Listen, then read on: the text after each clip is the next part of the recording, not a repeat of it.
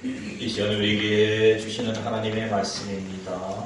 신약성경 고린도후서 5장 17절에서 21절까지 말씀입니다. 그런즉 누구든지 그리스도 안에 있으면 새로운 피조물이라. 이전 것은 지나갔으니 보라 새 것이 되었도다. 모든 것이 하나님께로서 났으며 그가 그리스도로 말미암아 우리를 자기와 화목하게 하시고 또 우리에게 화목하게 하는 직분을 주셨으니 곧 하나님께서 그리스도 안에 계시사 세상을 자기와 화목하게 하시며 그들의 죄를 그들에게 돌리지 아니하시고 화목하게 하는 말씀을 우리에게 부탁하셨느니라. 그러므로 우리가 그리스도를 대신하여 사신이 되어 하나님이 우리를 통하여 너희를 권면하시는 것 같이 그리스도를 대신하여 간청하노니 너희는 하나님과 화목하라. 하나님이 죄를 알지도 못하신 이를 우리를 대신하여 죄로 삼으신 것은 우리로 하여금 그 안에서 하나님의 의가 되게 하려 하심이라. 아멘.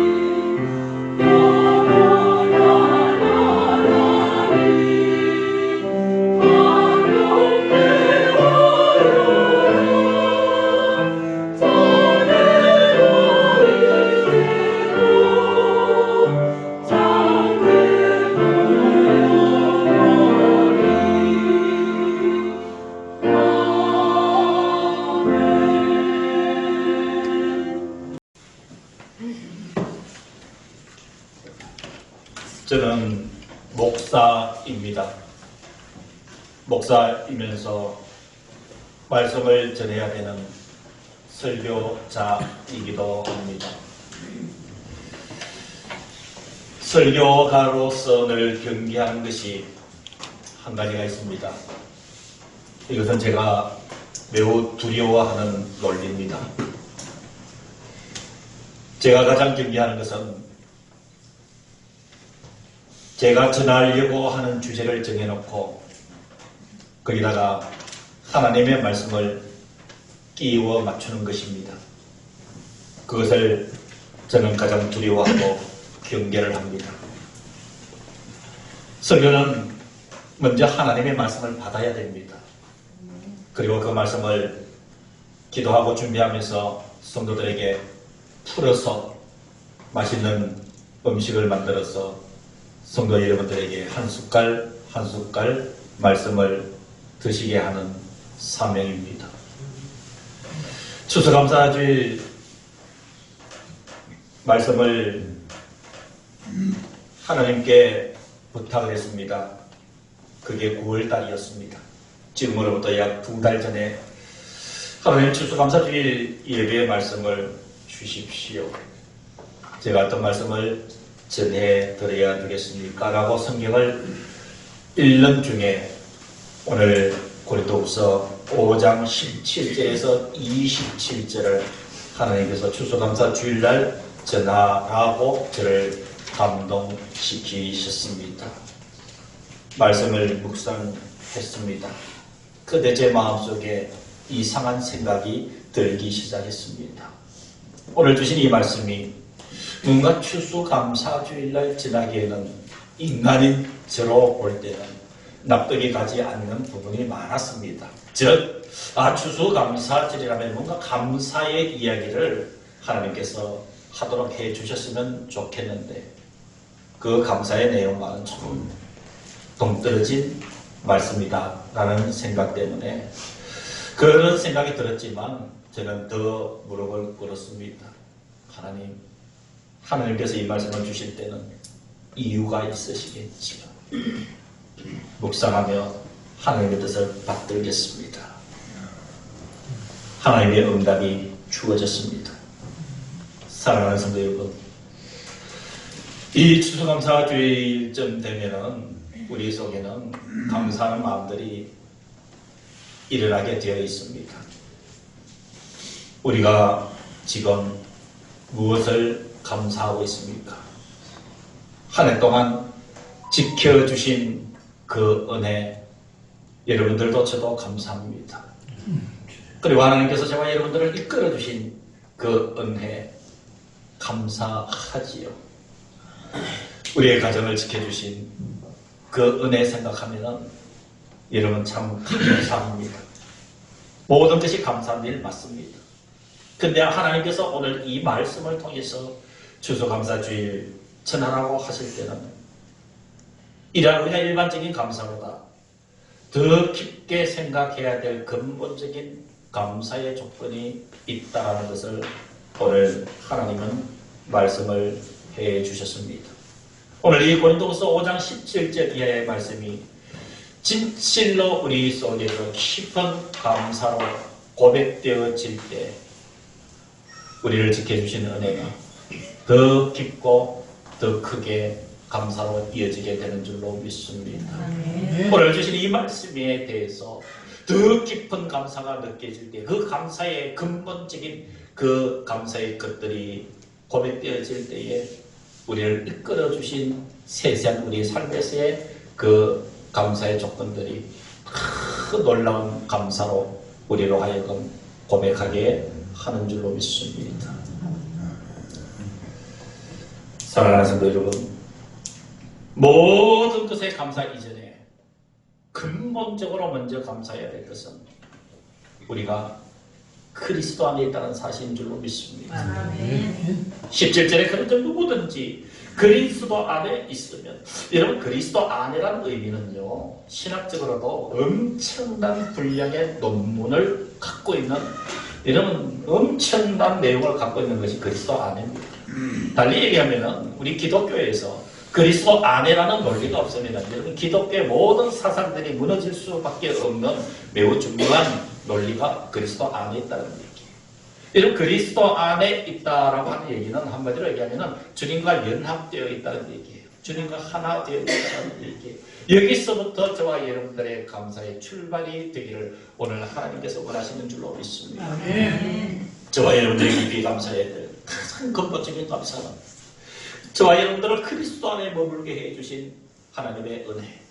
그래서 오늘 성경은 그리스도 안에 있으면 새로운 피조물이라 이전 것은 지나갔으니 보라 새 것이 되었도다. 사랑하는 성도 여러분, 제가 9월달에 이 말씀을 추수감사주일 이 설교의 말씀을 받았다고 했지요. 그러니까 제가 이 말씀을 얼마나 묵상을 많이 해봤겠습니까?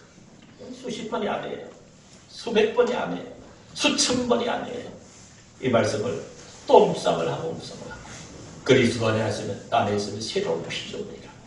이전 것은 지나갔으니 보라 새 것이 되었도다. 그런데 문제는요, 하나님의 말씀은 살아있습니다. 하나님의 말씀은 생명이에요.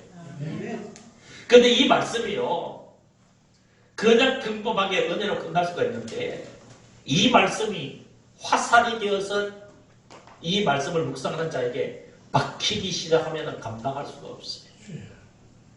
이런 하나님의 말씀은 살아있기 때문에 삶의 현장에서 말씀을 주시고 그 말씀, 살아계신 말씀이 제게 계속 질문을 던질 때는 여러분 답을 해야 되고 이런 그 부담은 감당할 수가 없어요.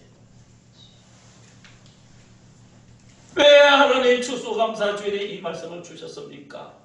우리가 진정으로 감사해야 될 근본적인 문제가 무엇입니까? 살아계시는 하나님께서 누구든지 그리스도 안에 있으면 새로운 피조물이라 이전 것은 지나갔으니 보라 새 것이 되었다는 말씀이 끊임없이 화살이 되어 제 심정에 꽂혀져 왔고 계속해서 이 말씀은 저에게 질문을 던졌습니다. 이 질문 앞에 목사인 저는 엄청나게 당황했습니다. 이 말씀에 답은 해야 되겠는데 평상시에는 어렵게 읽었던 말씀인데 평상시에는 얼마나 감사한 말씀입니까? 얼마나 은혜로운 말씀이었습니까? 누구든지 그리스도 안에 있으면 새로운 피조물이라 이전 것은 지나갔으니 보라 새 것이 되었도다. 그런데 이 말씀을 묵상하는 그리고 설교를 준비하는 제 마음의 심령이 그야말로 피가 마르고 살이 빠지도록 고민을 하게 하고 또 고민을 하게 하고 또 고민을 하겠습니다. 그 고민은 이것이었습니다. 너 진실로 그리스도 안에 있느냐? 너는 진실로 새로운 피조물이 되었느냐? 너는 진실로 이전 것은 다 지나가고 새 것이 되었느냐라고 묻는 그 2달 동안 물어 그 날카로운 화살이 된 하나님의 말씀에 그 물음이었습니다. 이러한 질문과 이러한 문제는 이 설교를 준비하는 저의 문제이기도 했지만 이제 말씀을 들으시는 여러분들도 어떻게 반응할지 저는 참 궁금합니다. 말씀을 전하는 저나 말씀을 들으면서 동의하고 고개를 끄덕이는 것으로 끝날 문제가 아니라는 사실이에요. 저와 여러분들이 세상에 나가서 증명해야 될 현실의 문제이기 때문에 저와 여러분들이 세상에 나가서 세상 사람들과 이 세상에 살아가면서도 나는 새로운 피조물이다 라는 사실을 드러낼 수 있는가? 나의 삶에서 이전 것은 다 지나갔으니 보라 나는 새 것이 되었다라고 이 세상에 살면서 세상 사람들 그들 앞에서 내가 증명할 수 있는가? 라는 문제로 고민은 거듭되어 갔습니다. 이제는 결단을 내려야 될 때가 왔던 것입니다. 하나님이 분명히 그리스도 안에 있으면 새로운 피조물이라 말씀하셨고 이전 것은 지나갔으니 보라 새 것이 되었다라고 저에게 이렇게 질문하고 계시고 답을 하라고 지금 하나님께서 말씀하시는데 하나님 제가 고백하도록 저를 감동시켜달라고 기도했습니다. 하나님이 진정으로 저는 하나님이 만드신 새로운 피조물입니다. 그렇습니다. 이전 것은 다 지나가고 새 것이 되었다라는 그 고백을 할 수 있도록 하나님 저를 말씀으로 감동시켜달라. 또 기도하고 기도했습니다. 성경을 계속 봤습니다. 이 답을 내려줄 말씀이 제 가슴을 뜨겁게 해주시려는 기대를 가지고 말씀을 계속 찾아서 기도하고 말씀을 기도하고 말씀을 하나님 새로운 피조물이라 했습니다. 새 것이 우리가 되었다고 했는데 그 근거가 어디 있습니까? 하나님께서 하나님의 비밀을 알려주셨습니다. 저와 여러분들이 새로운 피조물이 되고 새 것이 될 수밖에 없는 근거는 22절 1절에 있었습니다. 21절. 저와 여러분들이 진실로 감사해야 될 이 추수감사주일에 이 세상의 그 어떤 결과물을 가지고 감사하기 이전에 근본적으로 감사해야 될 감사의 명분은 21절이었습니다. 하나님이 죄를 알지도 못하신 이를 우리를 대신하여 죄로 삼으신 것을 그 안에서 하나님의 의가 되었습니다. 저와 여러분들을 새로운 피조물로 만드시기 위해서 새로운 사람으로 만드시기 위해서 하나님이 죄를 알지도 못하신 우리 예수님은 우리를 대신해서 죄로 삼으신 것을 우리로 하여금 그 안에서 하나님의 의가 되게 하게 하십니다. 아멘. 하나님, 이 말씀의 의미가 무엇입니까? 또 하나님께 질문했습니다. 하나님께서 이렇게 답변해 주셨어요. 여러분 21절을 자세히 보면은 하나님이 죄를 알지도 못하신 이를, 그분이 예수님입니다. 예수님을 우리를 대신하여 뭘로 삼으셨어요? 제물로 아니에요. 뭘로 삼으셨어요? 죄로 삼으셨어요. 죄를. 하나님이 예수님을 너 죄가 있다라고 얘기하는 거예요. 예수님이 죄가 있습니까? 없습니까? 없어요. 왜 이렇게 얘기하셨을까요? 우리로 하여금 그 안에서 하나님의 의가 되게 하게 하십니다. 사랑하는 성도 여러분, 저는 이렇게 생각을 해봤습니다. 여러분, 여러분들의 자녀, 자식, 여러분 아끼고 사랑합니까? 그렇지 않습니까? 여러분 답을 한번 해보십시오. 여러분 자녀들, 낳은 자녀들 아끼고 사랑해요, 안 해요? 자, 그런데 이 자녀가 잘못 살았어요. 너무 큰 죄를 지었어요. 그래서 형법상 사형 선고를 받았어요. 내 자녀가 사형 선고를 받았어요. 집행장에서는 굵은 도마줄이 내 사랑하는 자녀의 이제 목을 감기만 하면 그 자녀는 죽어요. 그때 부모가 나서서 내 아들이다.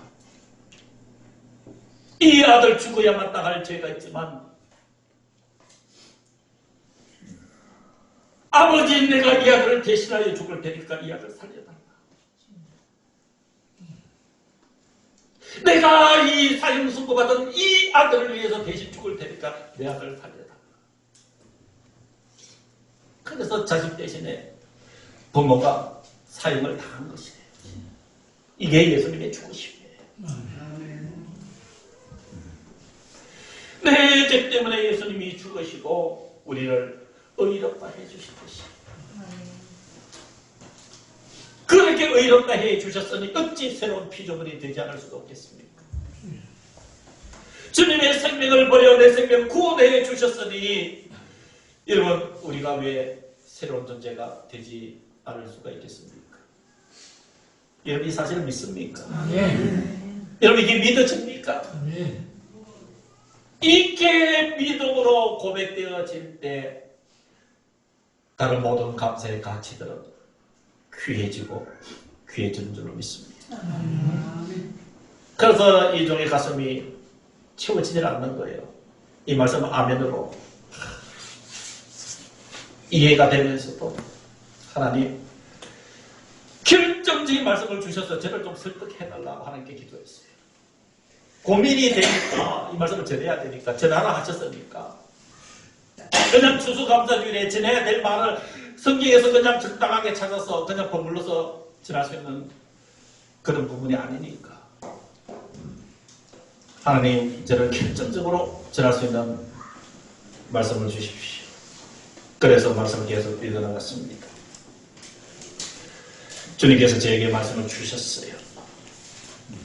새로운 피조물이란 무엇인가? 새 것이 되었다는 의미가 무엇인가? 그 말씀은 고린도후서 4장 7절 이하의 말씀이었습니다. 4장 7절 이하의 말씀을 보는 순간 제 영이 확 깨어나기 시작을 했습니다. 하나님의 새로운 피조물이 어떤 모습일까요? 보라, 이전 것은 지나가고 새 것이 되었다는 의미가 무엇일까요?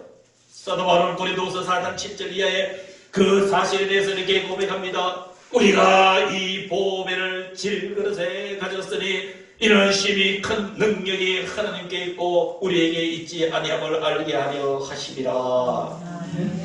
이 보배를 질그릇에 가졌다 무슨 의미입니까? 저와 여러분들은 질그릇과 같은 존재입니다. 오직 가면은 하나님께서 너희는 흙에서 태어났으니 흙으로 돌아가라 하실 정도의 하나님도 말씀하셨던 우리는 흙으로 만들어진 존재 곧 질그릇에 불과합니다. 우리의 존재는 아무것도 아니었습니다. 이 세상에 만들어져 던져진 존재로서의 우리 질그릇과 같은 우리의 생명, 세상의 환난과 역경이 툭하고 힘을 가하면은 여지없이 깨어지고 부서질 수밖에 없는 질그릇과 같은 우리 속에 보배 되신 주님께서 찾아주셨습니다. 그리고 너희들 속에 내가 머물린다. 이것이 우리가 이 보배를 질그릇에 가졌다고 했어요. 제가 테스트를 해봤습니다. 아멘 하고 테스트를 해봤어요. 동네에 주민 한 분이 이렇게 지나가시더라고요. 제가 볼일을 보고 차에서 내리다가 그분을 봤어요. 제 속에는 질그릇과 같은 내 속에 보배로 오신 주님이 계시는구나. 마음이 뜨거웠어요. 그분이 남자분이셨어요. 다짜고짜 큰 인사를 했어요. 안녕하세요. 그리고 덥석 끌어안았어요. 손을 붙잡았어요. 가슴이 뜨거워졌어요. 하나님이 영혼 살려 주옵소서. 그의 마당에서 그분을 가슴이 그렇게 뜨거워졌어요. 왜 제 가슴이 뜨거워졌을까? 질그릇과 같은 내 속에 주님이 계시니까. 그때 다른 마을 주민이 차를 타고 두 대가 지나가다가 창문을 열더니 그 남자분이가 껴안고 있으니까 마을 주민이 문을 좀 한다는 말이에요. 도대체 남자들 둘이가 지금 뭐 하는 거예요? 뭐 하는 거예요?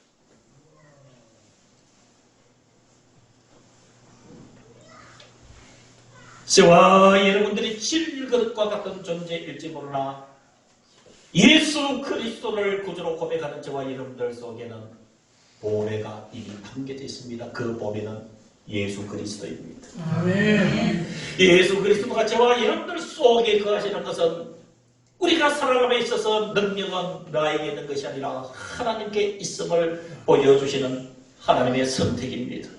그래서 8절 이하에 우리 속에 예수 그리스도 그분이 계시기 때문에 내가 새로운 피조물이 되었고 이제는 새 것이 되었기 때문에 우리가 사방으로 우겨쌈을 당하여도 쌓이지 아니하며 답답한 일을 당하여도 낙심하지 아니하며 박해를 받아도 버림바 되지 아니하며 거꾸로 떨림을 당하여도 망하지 아니하고 항상 예수의 죽음을 우리 몸에 짊어지고 있으면 예수의 생명이 던 우리 몸에 나타나게 하려 합니다. 아멘. 사랑하는 성도 여러분, 이것을 우리가 감사해야 된다는 사실입니다. 내 속에 거하시는 예수 그리스도 그분을 발견해야 됩니다. 발견할 때 우리는 깊은 감사, 그 감사는 깊이가 깊어집니다. 넓이가 넓어집니다. 그리고 크기가 엄청나게 커지는 것이 되지요. 오늘 말씀의 결론을 드립니다. 성경에서 가장 많은 하나님의 명령어가 무엇이겠습니까? 달리 여러분들에게 질문하면 하나님이 성경에 보면 명령하신 것들이 많이 있어요. 예를 들어서 안식일을 거룩하게 지켜라 하면은 그게 여러분 설득이에요, 명령이에요. 명령이죠. 하나님의 명령으로 하신 말씀이 가장 많이 사용한 하나님의 명령, 뭐라고 생각하십니까? 답 안 하셔도 됩니다. 하나님은 사랑하라, 승리 찾아보십시오. 하나님이 명령으로 가장 많이 사용하신 언어가 두려워하지 말라예요. 두려워하지 말라. 그 증거를 보여드릴까요? 하나님이 아브라함을 부르셨을 때도 대표적인 하나님의 명령어가 두려워하지 말라. 하갈이 쫓겨났잖아요. 광야로 쫓겨나면서 하나님이 뭐라고 했어요? 하갈아, 너 두려워하지 마라. 야곱이 큰 어려운 지경에 처해졌을 때 하나님은 두려워하지 마라. 요셉에게도 하나님께서 너 두려워하지 마라. 민족을 이끌어 가야 될 그 어려움 속에 있는 모세를 향해서도 하나님께서 두려워하지 마라. 모세의 뒤를 이어서 어린 여호수아가 민족을 이끌어 가야 될 그 어려움 속에서 하나님은 여호수아에게 두려워하지 마라. 사사들에게도 두려워하지 말아라. 이방 여인 모압 여인이었던 루스에게도 두려워하지 말아라. 다윗에게도 두려워하지 말아라. 솔로몬에게도 두려워하지 말아라. 시편이 150편까지 있는데 시편에는 140번 이상 두려워하지 말아라, 두려워하지 말아라, 두려워하지 말아라. 이사야 선지자에게도 두려워하지 말아라. 예레미야 선지자에게도 두려워하지 말아라. 다니엘과 에스겔에도 두려워하지 말아라. 예수님께서 두려워했던 제자들에게 안심하라, 내니 두려워하지 말아라. 무엇을 먹을까, 무엇을 입을까 염려하는 그 백성들에게 두려워하지 말아라. 너희는 참새보다 귀하니라. 주님께서 마태복음 28장 마지막에 내가 세상 끝날까지 너희와 항상 함께 있을 것이라는 말씀을 바꿔서 얘기하면 너희는 내가 있으니 두려워하지 말아라. 사랑하는 성도 여러분, 저와 여러분들처럼 피조물이 되었습니다. 새것이 된 존재로서 하나님의 메시지는 그러니 두려워하지 말라는 하나님의 음성입니다. 우리가 이 보배를 질그릇에 가졌다라고 말씀하신 하나님께서는 질그릇 것 같은 너희들이지만 보배 내가 너희 속에 있으니 그런즉 이제는 내가 사는 것이 아니요 오직 내 안에 그리스도가 사시는 것이라 라고 고백했던 사도 바울의 갈라디아서 2장 20절의 고백. 그러하기 때문에 주님은 두려워하지 말라고 하는 그 언어를 구체적으로 우리가 사랑으로 우겨쌈을 당하여도 쌓이지 아니하며 답답한 일을 당하여도 낙심하지 아니하며 박해를 받아도 버림받지 아니하며 거꾸로 뜨림을 당하여도 망하지 아니한다는 사실 앞에 우리 새로운 피조물이 된 새것이 된 우리들에게 주신 하나님의 감사의 조건이고 은혜입니다.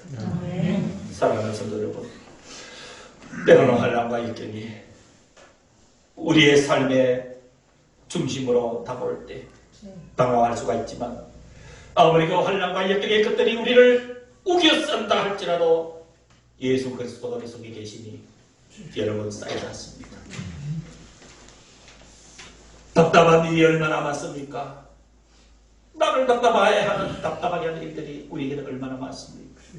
이런 답답한 일을 당하여도 낙심하지 말라고 하시면 바로 하나님께서 두려워하지 말라라는 그 선언이 유효한 것입니다. 우리는 어떤 일이 있어도 버림받지 않습니다. 예수님이 두려워하지 말라고 말씀해 주셨기 때문에 세상의 그 어떤 힘이 우리를 거꾸로 뜬다 할지라도 우리는 넘어질지언정 일어날 것이고 망하지 않아야 할 것입니다. 그것이 바로 그런 적 누구든지 그리스도 안에 있으면 새로운 피조물이라 이전 것은 지나갔으니 보라 새 것이 되었도다. 아멘. 우리의 삶의 실체요. 이것이 감사의 근원이 되기를 하나님께서 원하셨던 것입니다. 아멘.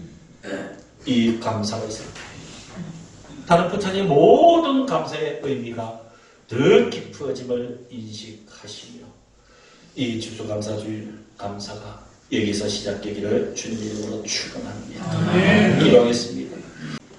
이제는 우리 주 예수 그리스도의 은혜와 하나님 아버지의 크신 그 사랑하심과 성령 하나님의 교통하심이 추수감사주일 오전 예배를 드린 사랑하는 모든 성도들 머리 위에 우리와 함께하지 못한 모든 성도들의 지금 그 자리 위에 우리의 심령과 영혼과 생명 그리고 우리의 가정 속에 주님의 몸된 이 교회 위에 이제부터 영원까지 함께하시기를 간절히 축원하옵나이다.